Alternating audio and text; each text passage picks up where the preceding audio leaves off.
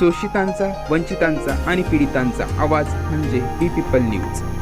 आत्ताच सबस्क्राईब करा.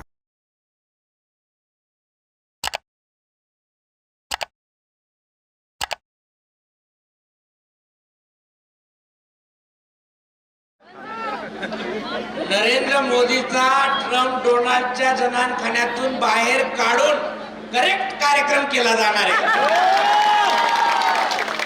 आम्ही देशाच्या संसदेत सरकार चालावी म्हणून नरेंद्र मोदीला निवडून दिलं होतं. नरेंद्र मोदी साहेब ट्रम्प साहेबाच्या जनानखान्यात जाऊन सरकार चालवायलेत. बरोबर. उद्या काय शिमगा. बरोबर. गावातला शोषित, वंचित, पीडित समुदाय उद्याच्या दिवशी गावातल्या सगळ्या प्रस्थापितांच्या विरोधात काय करतो? लोन टोकतो. मी म्हणत नरेंद्र मोदीच्या नावानं तुम्ही काय करायचंय?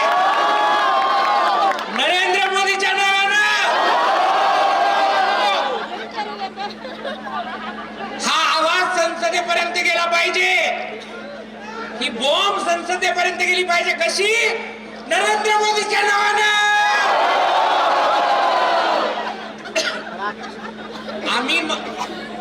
आम्ही तुम्हाला लाईनीला आणल्याशिवाय सोडणार नाहीत.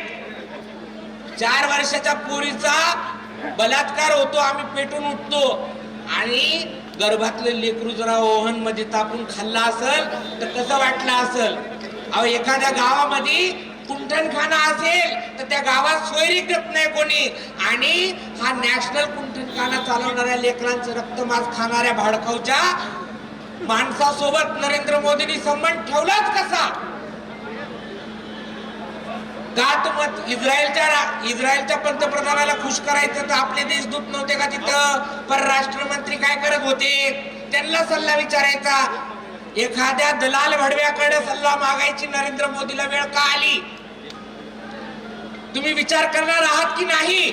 आणि हे भाषण माझं वंचित बहुजन आघाडी किंवा समर्थन करणाऱ्या कुठल्याही कार्यकर्त्यासाठी नाहीये.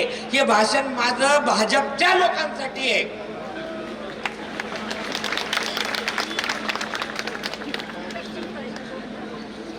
मध्ये एक उत्तर भारतातली केस होती की बीजेपीच्या कार्यकर्त्या स्वतःच्या मुलीचा वरच्या ज्येष्ठांना खुश करण्यासाठी वापर करत होते. अशी बातमी आहे. तुम्ही हा धंदा लावलाय का मला सांगा? आमच्या लेकी बाळीची आबरू विकून तुम्ही ट्रम्पला खुश करणार आहेत का? इस्रायलला खुश करणार आहेत का? हा राग तुमच्या मनामध्ये आला पाहिजे.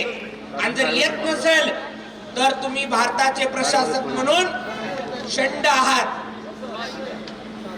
तुम्ही एक प्रेस घेऊ शकत नाही, स्पष्टीकरण देऊ शकत नाही. तुमची लायकी नाही. नरेंद्र मोदी साहेब आता आम्हाला कळतंय तुम्ही घर सोडून 35 वर्ष जंगलात का काढले. तुम्ही 35 वर्ष माणसात राहायच्या लायकीचेच नव्हते. तुम्ही एकाही परिस्थितीला फेस करू शकलेले नाहीयेत जन्मापासून आतापर्यंत. तुम्ही तुमच्या आयुष्यातल्या एकाही संघर्षाला तोंड दिलेलं नाहीये. तुम्ही जर सच्चे असते तर एखाद्यानं प्रेस कॉन्फरन्स घेतली असती, समोर येऊन सांगितलं असतं अशानं गोष्ट अशी झालती म्हणून माझं नाव त्याच्यात आले. झालं बाबा चुकून, पण चुकून म्हणायची तुम्हाला सोय नाही.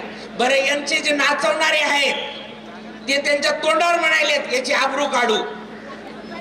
काय ट्रम्प मोदीले माझा आवडता आहे म्हणे, पण मी त्याचं राजकीय आयुष्य खराब करू शकतो म्हणून ते माझ्या म्हणण्याचा आदर करतात. हे कोण म्हणले? ट्रम्प म्हणले का नाही? या ट्रम्पचा ड्रमच फोडला असता मी जर मोदी असते तर. बिलकुल ऐकलं नसतं. एक जिंदगी शेर के जैसे जिओ. आणि त्या वाघासारखं जगासाठी आज आम्ही इथं आहोत. श्रद्धेय बाळासाहेब आंबेडकर रस्त्यावर उतरले, आम्ही वाट बघायलोत. या देशातले विरोधी पक्ष रस्त्यावर येतील, आज येतील, आता येतील. अरे आता बोलतील, आता पेटतील, आता नरेंद्र मोदीला घेराव घालतील. काही नाही, ते सभागृहात बोलतात, बाहेर आले की सोबत बसून चहा पितात आणि मग त्यांच्या दौऱ्याचे प्रमुख म्हणून फिरायला जातात. आम्ही तसं करणार नाही.